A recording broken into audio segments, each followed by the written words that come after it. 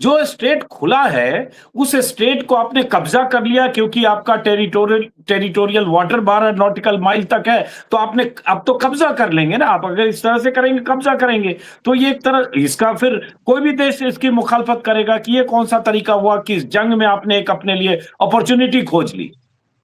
जी, वो जो बा आप बिल्कुल आप सही कह रहे हैं, क्योंकि सिर्फ़ टेरिटोरियल वाटर है और टेरिटोरियल वाटर की हैसियत कानूनी एतबार से इंटरनेशनल लॉ में बिल्कुल वही हैसियत है जो किसी देश की ज़मीन की है। यानी उसमें आने के लिए वो मतलब वहाँ अगर कोई बोट आती है उसके लिए वीज़ा तक वो डिमांड कर सकता है, वीज़ा नहीं था आप क्यों आए टेरिटोरियल वाटर में?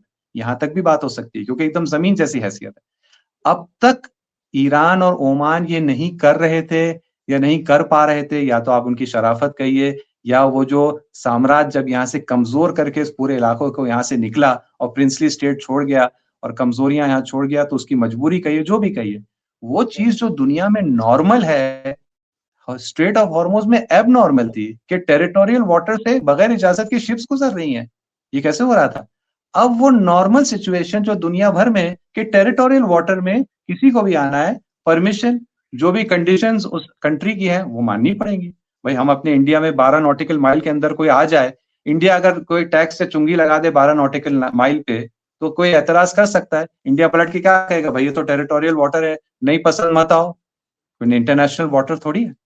तो वो एब्नॉर्मल हालत जो स्ट्रेट ऑफ हॉर्मोज़ की थी और उसकी वजूहात जो भी थी, ज़ाहिरन वो उसमें वही साम्राज्यी असरात जो बाकी रह गए, उसका था। वो साम्राज्यी असरात जैसे खत्म हो रहे हैं, तो ईरान और ओमान के टेरिटोरियल वाटर है। ईरान और ओमान मिल के तय करेंगे उन्हें जो चाहे करना है और कोई सवाल लॉ के पॉइंट से कोई नहीं कर सकता। हाँ, लोग शिकायत करेंगे क्योंकि बुरी आदत हो गई थी।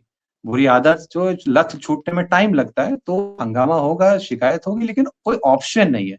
क्योंकि लॉ भी फ़ेवर में है और ज़ाहिर-सी बात है ज़मीनी ताकत तो है ही ईरान के फ़ेवर में।